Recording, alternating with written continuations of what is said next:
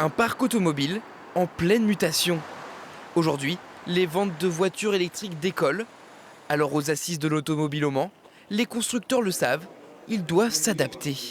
82% des ventes Honda sont électrifiées en France, donc c'est plus une direction, c'est une réalité. Et aujourd'hui, l'électrification, c'est abordable. C'est un véhicule qui avance avec un moteur électrique. Le moteur thermique est là en tant que générateur, il est là pour générer du courant. Donc l'hybridation, l'électrification, c'est pas que le 100% électrique. Pendant 2 jours, les professionnels se réunissent pour traiter de l'avenir du secteur.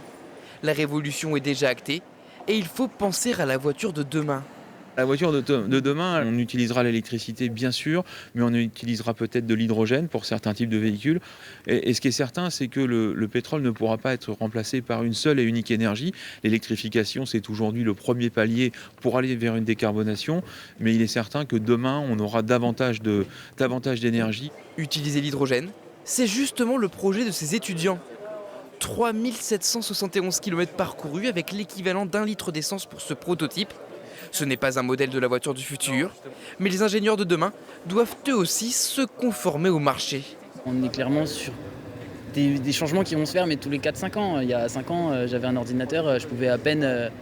il y avait des choses que je pouvais absolument même pas imaginer et faire maintenant. Et là, c'est pareil, avoir une voiture à l'hydrogène, bientôt, ça va devenir peut-être une normalité. Peut-être, hein, c'est pas sûr. Mais comme maintenant, avoir une voiture électrique, c'est plus un signe de richesse. Des assises au temple de l'endurance, où dès l'année prochaine, les bolides des 24 heures utiliseront des carburants 100% renouvelables.